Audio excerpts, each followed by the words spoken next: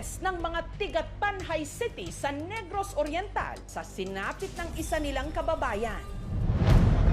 Ang lalaki kasing ito, pinaulanan ng 2 armadong lalaki at nagtamo ng halos 100 sugat sa kanyang likod. Kaya pagkaigo niya, dapat sa siyota mo. Pero ang ipinagtataka nila, ang lalaki, para raw pusa, hindi pa rin napatumba at buhay na buhay pa. Hindi po kami naniniwala kasi sa dami ng tama niya sa likod. Ang itinuturo niyang nagsalba sa kanya, ang kanya raw, anting-anting. Nagi, tangkil-tangkil rin magkunakaw ni. Ito ba talaga ang dahilan kung bakit tila siya'y bulletproof? Patay na ang takuro na buhay. Wala pa kay dagon-dagon? Ang lalaki sa video, ang taga-tabas ng tubo na sinanding, hindi niya tunay na pangalan.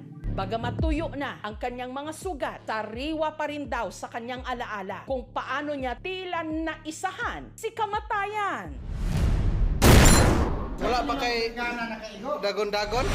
Hapon nitong Martes, sa kalagitnaan ng kanyang pagtatabas ng tubo, may dumating na 2 armadong lalaki. O armas yun, armas yun. Dako puluan, dayong nga nakataas mo, ginakataasa.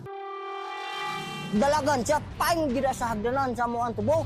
Mabuti na lang daw, hindi ito pumutok. Ay hadlok, ikaw kain mo man ang tayong kuana, patay ko. Pero bago pa man siya nakahinga ng maluwag, ang kasama ng lalaki, ang siya namang sunod na nagpaulan sa kanya ng putok. Pagtikang lagi ako kadwa, gipusil ako. Katong gipusil ko, pertigin sa kita. At tila ayaw na raw siyang buhayin sa dami ng ipinutok sa kanya. Pero laking gulat ng lahat ng sinanding, himalang nakaligtas. Gatos bapit, ang bala nga ni tama siyang lawat. Sinanding agad na isinugod sa ospital. Kita doon sa pasyente, mukhang di nagkaroon ng pagkakataon ito na talagang tumagos papaloob sa katawan. Immediately safe yung patient from the usual penetrating gunshot injuries. Huwag na raw magtaka kung bakit para siyang pusa na may siyam na buhay. Kani akong habak-habak, nakapasalamat ko siyang Ginoong nabuhi ko ani, rigid ko ana. Muna siya nga kanang mga dautang mga espiritu, di gina maka kuan ba din ako suganggang magduol kay epektibo ni para sa ako ang lawas nga gi tangki-tangkil ra magkunakaw ni. Meron itong lana o langis ng nyog na hinaluan ng iba't ibang halamang gamot at para raw tumalab ang bisa, dinadasalan daw ito ng sikretong orasyon. Pero sino nga ba ang nagtangka sa buhay ni Nanding? At bakit ganun na lang ang galit sa kanya? Wala pa kay dagon-dagon? Sa tubuhan kung saan nangyari ang pag-atake, na-recover ng mga pulis ang isang baril na posibleng ginamit daw ng mga suspect sa krimen, isang shotgun. Tinurn over nila sa amin yung isang improvised na shotgun, tapos yung 2 bala ng shotgun. Isang homemade na shotgun, hindi manufactured. Ito po yung baril na nakuha natin sa crime scene. Ito po yung nilalagay yung bala. Tapos, binabalik dito. Delikado po yan, sir. Delikado po talaga, ma'am. Ang tanong pa rin, bakit tila wa-epek ang armas na ginamit sa likod ni Nanding? Pagkaigo niya, dapat sa siyota mo. Malakas po man. Samantala, matapos siyang gamutin, si Nanding ikinulong. Teka, paanong si Nanding na nga ang binaril? Siya pa itong idinitini. May posible pa rin siyang harapin na kaso, ma'am. Ayon sa mga pulis, ang improvised shotgun na na-recover sa tubuhan, hindi raw gamit ng nagtangka sa buhay ni Nanding. Dala rin po nung perpetrator, ma'am, na nagbaril, ma'am.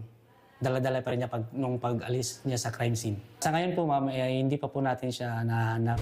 Gayunman, malaki raw ang paghahalin tulad nito sa baril na muntikan nang makadali sa kanya. May mga factors kung bakit hindi fatal yung injury.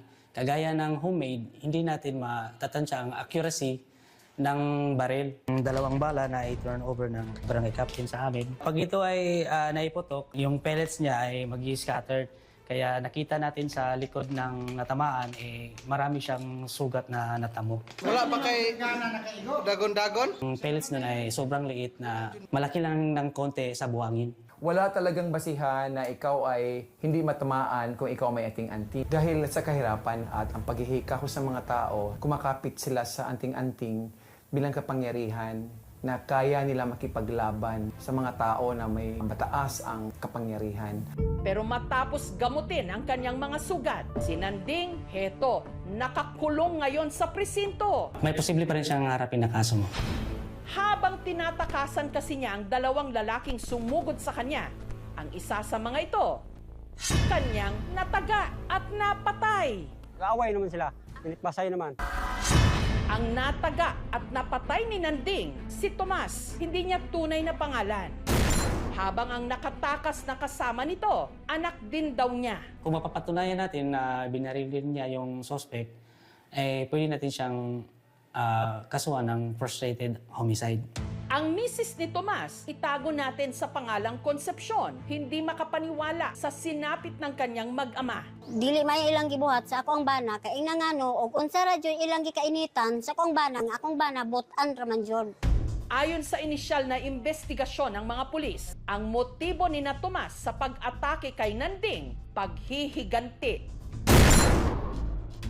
Napatay raw kasi ng kapatid ni Nanding, ang isa pang anak ni Tomas. Personal grudges dahil daw may away na yung pamilya nila, nagigantihan sila. Ang pagkatong akong manghudra, may atato siya. Nga ako may gipahimong tanoon. Depensa naman ni Nanding, ang pagtaga niya kay Tomas, pagdepensa niya sa kanyang sarili. Naningkamot di ko nga mabuhi ko atong kuana.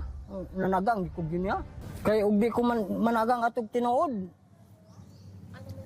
Wa na. May sugat rin siya sa forehead niya sa pagtaga sa kanya. Pinalaya muna natin yung suspect, ma'am, due for reglementary period, ma'am. May posible pa rin siyang harapin na kaso mo, homicide. Ang kanyang parusa ay 12 years and 1 day to 20 years, ma'am. Gusto ko nahitabo sa akong bana nga hatagan jud og hustisya. Wala pa kay dagon-dagon? Nakaligtas man si Nanding sa bala. Ang sunod niya ngayong pagsubok kung makalulusot siya sa kamay ng batas.